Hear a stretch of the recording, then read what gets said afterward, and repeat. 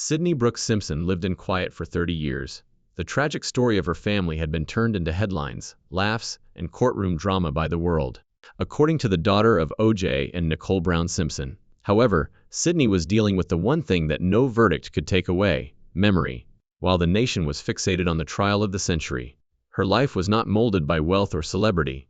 That 1994 night seemed to go on forever. That was the night that everything changed. Police from Los Angeles were summoned to 875 South Bundy Drive in Brentwood on June 12, 1994. Outside, two bodies were lying. Ronald Goldman, a friend of Nicole Brown Simpson. Two tiny children were discovered sleeping in a bedroom upstairs in the peaceful condominium. 8-year-old Sydney Brooks Simpson was one of them. It turned into a crime scene for the world. Sydney's life was divided into before and after that night. The inquiry would become the most widely followed legal drama in contemporary history. The streets were crowded with cameras.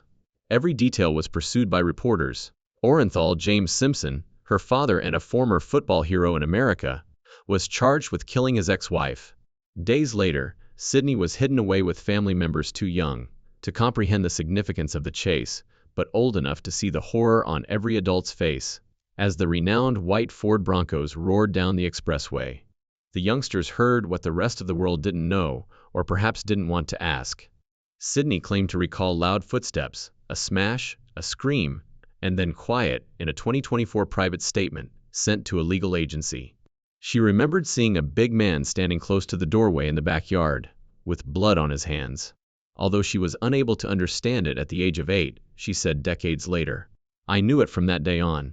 She was protected by attorneys and family members when she was questioned by detectives in 1994. Nobody wanted a child to be the key to a country's nightmare, and nobody wanted to further traumatize her. Both youngsters were recovered uninjured, according to the official report. They didn't express the extent to which the stillness affected them. Later, Brentwood Elementary School records revealed that Sydney experienced anxiety, panic attacks, and a phobia of loud noises. She sobbed at the sound of footsteps, refused to sit close to doors, and was eventually moved to a smaller private facility in order to alleviate her tension. Following her mother's funeral, Nicole's family, headed by her grandmother, Juditha Brown, was given custody. Already grieving, the Browns took in Sydney and her younger brother Justin in an attempt to create a life that was somewhat normal. However, normalcy had vanished. The wound was left open by every magazine cover and every broadcast of the trial on television. Sydney had already entered history at the age of 9, but she had no option. The world awaited a confession as the trial started in January 1995. For Sydney, however, it marked the start of a lifetime of repression. During those years, she created images of two houses and therapy sessions: a big, safe, and cheerful one, and a dark one with red markings next to the door. The drawings were characterized by her therapist as evidence of severe trauma. However, the family declined to be photographed, interviewed, or shown on television. The Browns were aware that the children would become props in a national circus if they made an appearance. O.J. Simpson was found not guilty on October 3, 1995. 100 million Americans watched the verdict live in their homes. While some cried, others cheered. Sydney, meanwhile, was just perplexed. Her mother was still gone, but the man she used to call Daddy was free. She would live the rest of her life with that paradox. Child Services records from the end of 1996 indicated that Sydney was experiencing isolation and recurrent nightmares. She was described by teachers as courteous, reserved, and afraid of strangers. While the world's media frenzy subsided, the noise inside her continued unabated.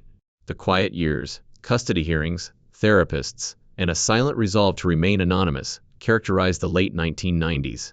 Sydney and her brother Justin were placed in the custody of their grandmother, Judith Brown, and Aunt Tanya following O.J. Simpson's acquittal.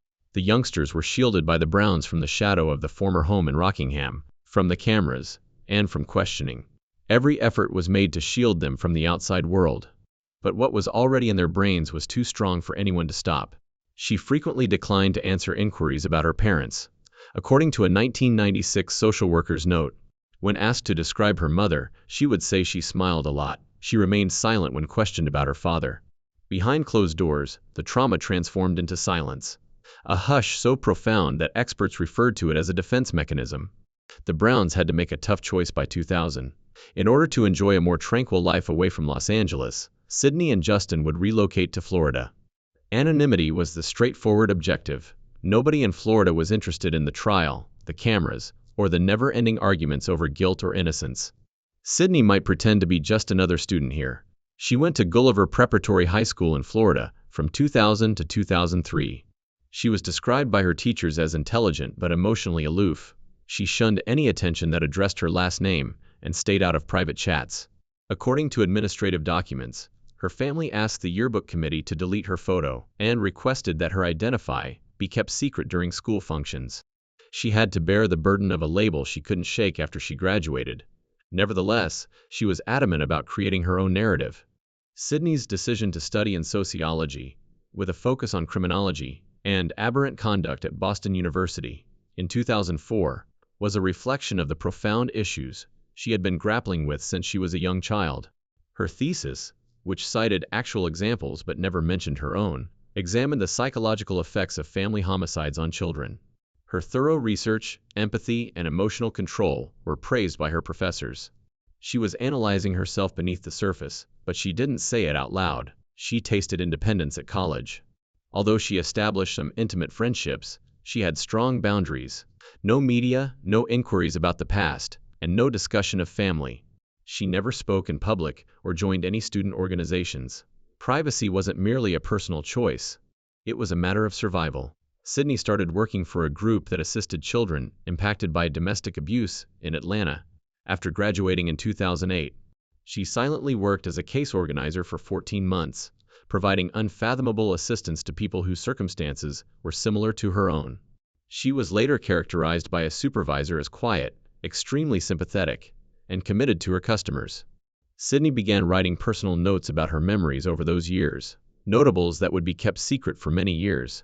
She struggled to connect the guy she saw that night in Brentwood with the image of her father, as some of them were later found in court documents. A single phrase read, "I was taught to love him, but I remember being afraid of his voice." By 2010, Sydney had developed into a woman who was adamant about remaining unseen. She repeatedly moved her address, shunned requests for documentaries, and avoided interviews. She created fences in a time when everyone shared everything online. No public footprint, no social media. The last encounter. Sydney Brooks Simpson had at last created the peaceful life she had long desired by the 20,110s. She stayed away from Los Angeles, the news, and the past when she lived in St. Petersburg, Florida.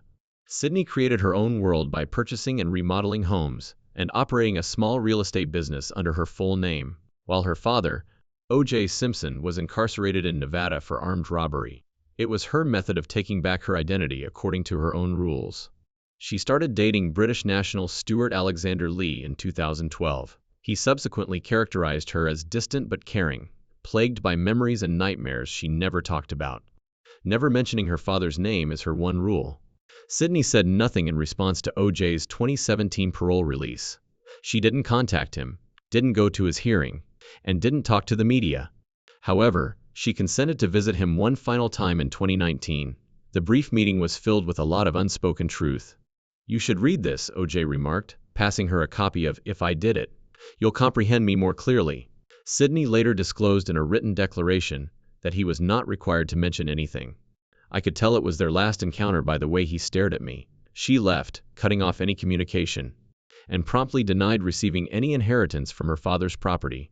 Her silent acceptance of what she had always known, and her final act of separation. Sydney's disclosure and O.J.'s death. Orenthal James Simpson, who was once known as the Juice, passed away in Las Vegas on April 10, 2024, at the age of 76. Prostate cancer problems from metastases were the official cause. In a brief social media post requesting privacy, his family acknowledged his passing. The statement was antiseptic, aloof, and courteous. Behind it, however, was a daughter who had already found peace long before the news was publicized. Sydney had not communicated with O.J. for years. By the time he became seriously ill, a brief private visit in late 2023, a few months before his passing, was the lone exception. A scenario devoid of reconciliation is described in the records of a hospital assistant who was there that day. Sydney was standing at the foot of the bed, and O.J. was lying there, barely aware. "I didn't come to forgive him," she said to the helper. "I came to tell him that I could still recall." That same witness claims that O.J. cried but remained silent. Sydney said a few short but decisive remarks before she left the room. "I'm not your daughter anymore." She was quick and accurate in her activities after his death. The funeral was not attended by her. The death certificate did not mention her as the K. Keene's heir. She wasn't even listed in the will, therefore she wasn't a beneficiary of his fortune. 3 months before to his death, Sydney signed a formal disclaimer. According to court documents ultimately filed in Clark County, "I hereby relinquish all claims, directly or indirectly, to any part of O.J. Simpson's estate." The act of a daughter formally severing her father's relationship for good was a rare and significant one. However, money was not the reason for her split. It had to do with ethics. "I retain the right to choose what memory will survive in my life," Sydney stated in the final paragraph of a brief statement issued by her law firm in May 2024. "I've decided to keep my mom."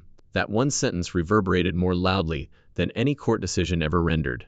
The world had been debating O.J.'s guilt or innocence for decades, but there was never any doubt in the mind of the individual who had grown up in that house and witnessed the unimaginable.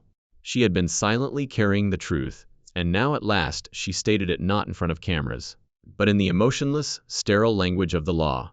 Sydney didn't reveal it in an interview or at a press conference. It manifested itself in the form of papers, signed denials, legal withdrawals, and public absences. Every deed, every rejection, and every quiet word added up to a greater admission that she had witnessed, understood, and made the decision to live free from the shadow of her father's legacy. A number of media sources attempted to contact Sydney for comment in the months after O.J.'s passing.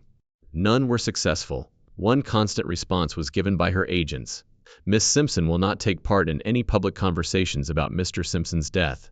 However, the truth was already known, not because she said it, but because of what she left behind. Internal estate records from May 2024 attested to Sydney's disavowal of all assets associated with her father, including early 2000s trust holdings and undisclosed joint investments. "The choice was final," she said in a private addendum. "I cannot accept anything that has my mother's blood on it. Whether it is legal or not, it is morally wrong." It wasn't an inheritance denial on her part. It was a liberating act. Sydney had been the silent victim of the most well-known tragedy in the world for 30 years. But she turned that silence into fact with just one document. She was free for the first time since 1994, not from the burden of the past, but from it, creating a new life from nothing. Sydney Brooke Simpson did not disappear after the death of her father. In silence, she just carried on with the life she had already begun to construct. She rose to the position of CEO and controlling owner of JMI Investment Properties, a St. Petersburg, Florida-based real estate firm, by 2020. Her complete legal name appeared on every property and business document. No initials, no aliases, and no indication of who her father was. It was her method of getting back what she had never been let to have: herself. According to financial reports from 2021, her company had 0% debt, consistent growth, and a net worth of over $3 million. She never permitted her name to be used for publicity, handling everything through independent accountants and law firms. Her priorities were control, privacy, and stability, 3 things she didn't have when she was younger. Outside of work, Sydney got married in 2020 to a private partner and had a baby in 2021. In a subdued homage to Nicole Brown Simpson, she gave her daughter the middle name of her late mother. She was quiet, reserved, and incredibly loyal to her family, according to others who knew her. She kept on her anonymous charitable giving by supporting initiatives for victims of domestic abuse and orphans. Paper trails, social media posts, public remarks, and interviews all spoke to the fact that she had created a world apart from the one that had ruined her youth. The tale of Sydney Simpson serves as a reminder that peaceful types of tranquility can endure even in the midst of the most raucous storms. She merely wanted closure, not fame or retribution. How do you feel about her choice to abandon everything? Do you think you would have followed suit?